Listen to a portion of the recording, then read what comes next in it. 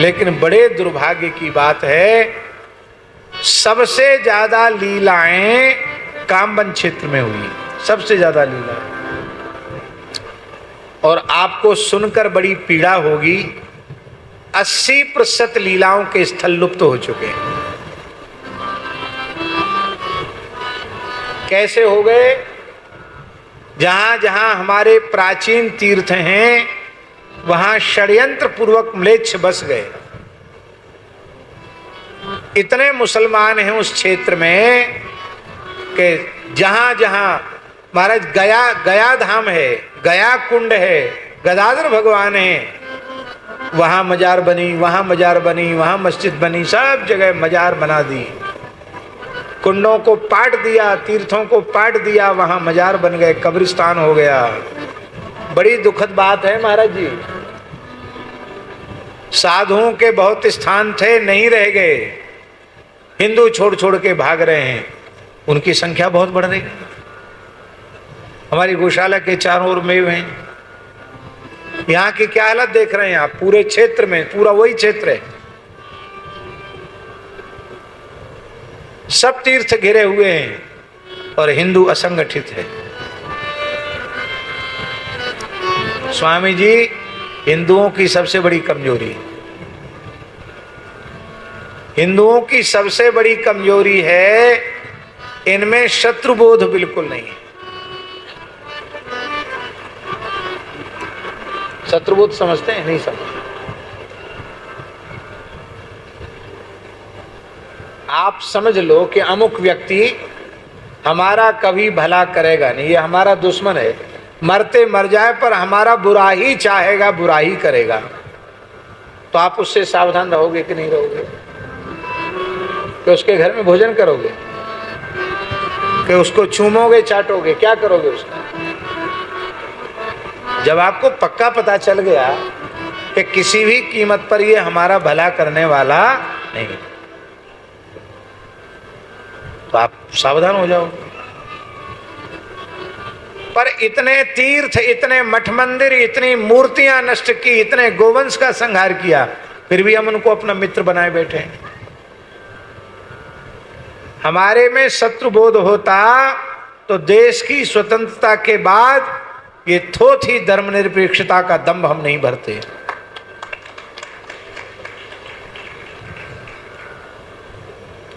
आज स्थिति यह है कि बहुसंख्यक हिंदुओं के देश में हिंदू अल्पसंख्यक हो रहा है।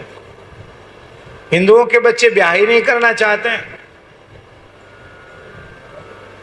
अब एक परंपरा ये चल पड़ी कि ब्याह मत करो, बच्चे भी मत करो, व्यभिचार में प्रवृत्त रहो और ऐसे ही जीवन का आनंद लो। आनंद नहीं है, नरक है। गृहस्थाश्रम की सफलता सदाचार संपन्न पुत्र पुत्रियों के जन्म से है। आपका पितृत्व सफल हो, माता का मातृत्व सफल हो, ये गृहस्थाश्रम में प्रवेश का प्रयोजन है। कम से कम प्रत्येक हिंदू के 3 बालक होने चाहिए। एक सेना में भेज दो, एक को अच्छे संस्कार देके बाबाजी बना दो। बाबाजियों की संख्या बहुत कम हो रही है। हाँ, इतनी कम संख्या हो रही है कि पुराने मठ मंदिरों पर स्त्रियां कब्जा कर रही हैं। और ये बात पक्के तौर पर समझ लीजिए, जिस विरक्त साधु सन्यासी के स्थान में स्त्री का प्रवेश हुआ, वो स्थान कभी न कभी जरूर नष्ट हो जाएगा। माताओं से मेरी प्रार्थना, मेरी बात का बुरा नहीं मानना, स्त्रियों को संन्यास नहीं लेना चाहिए।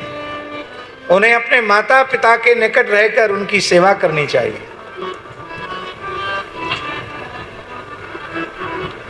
पुरुष और स्त्री एक स्थल पर एक साथ रहेंगे तो उनका जीवन पवित्र नहीं रह सकता है। किसी एक का रह जाएगा, दूसरे का नहीं रहेगा।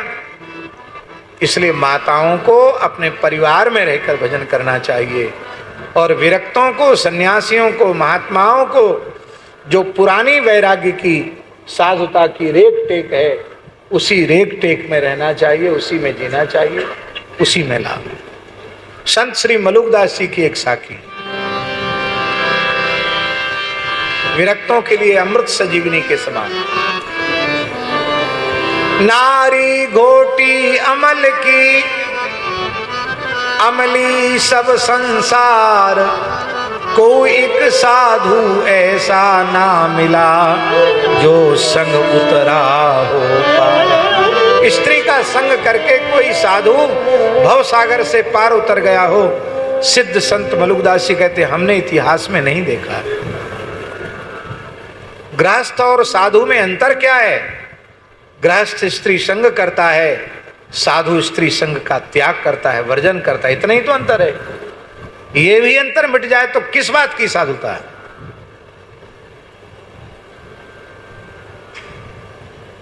ये स्थिति हो रही महाराज।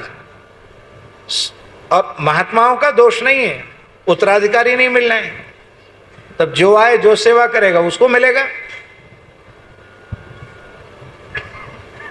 इसलिए एक सेना में भेजो, एक को साधु बनाओ, और एक कहीं रह जाए तो उसको इंग्लैंड और जर्मन और फ्रांस और अमेरिका मत भेजो, उसको अपने घर में रखो, जो बुढ़ापे में मैया बाप की सेवा करे, घर का काम संभाले, घर में गौ ब्राह्मण साधु संत अतिथि उनका सत्कार करे। हैं मैया बाप पढ़े हैं भारत में, छोरा छोरी पढ़े हैं विदेश में। हमने ऐसे इतिहास देखे हैं महाराज जी कि मर गए, संस्कार करने नहीं आए, आने की भावना नहीं थे, उनको टिकट नहीं मिला। अब यहाँ कितने दिन तक रखें? अंत में उन्होंने कहा भाई फूंक ताप दो, संस्कार कर दो। बनारस की घटना है, एक अच्छे मारवाड़ी परिवार की माताजी वहां रहती थी, पोता विदेश में अमेरिका में रहता था। 2-3 दिन तक लाश को रखना पड़ा, तब वो आया, गर्मी थी, उसको गर्मी सहन नहीं हुई। उसने कहा कि मैं तो बहुत ज़रूरी काम है, मुझे ज़्यादा दिन की अनुमति नहीं मिली है, मैं वापस जाऊंगा, 13 दिन में नहीं रुक सकता। अरे वाले तुम ही एकमात्र अकेले हो, सारा कर्म तुमको करना पड़ेगा। बोले किसी ब्राह्मण को प्रतिनिधि बना दो, पेमेंट बताओ क्या पेमेंट करना, मैं पेमेंट करके चला जाऊं। उसने जूते तक नहीं उतारे, लकड़ी देने की बात छोड़ दो, कुछ पैसे वैसे दे के चला गया। क्या आपके गृहस्थाश्रम का फल यही है? क्या मनुष्य रुपया कमाने की मशीन है?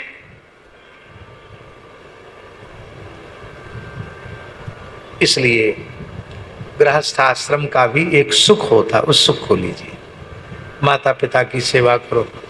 यहाँ ऐसे लोग आए हैं जो अपनी वृद्ध माता को लेकर यहाँ कथा सुनने आए हैं। हमारा मन बहुत प्रसन्न है। तीर्थ अपने माता पिता के साथ तीर्थ करने पर उसका अक्षय पुण्य हो जाता है। माता पिता की सेवा करना पुत्र का, संतान का धर्म है। हम तो 3 ही बेटा कह रहे हैं, शास्त्र तो ज्यादा की बात कह रहा है। पुराणों में लिखा यष्टव्या बहवो पुत्रा, कई पुत्रों को जन्म देना चाहिए। बहवः, 1-2 नहीं, बहवः, बहुत से पुत्रों को जन्म दो। क्यों? बोले यद्य कोपि गयाम प्रजेत, ज्यादा पुत्र होंगे तो कोई एक तो गया चला जाएगा। हैं? नीलम वृषभमुत्सृजेत, अथवा नील वृषभ को छोड़ेगा, वृषोत्सर्ग करेगा, अथवा अश्वमेध से यजन करेगा, कुछ तो करेगा।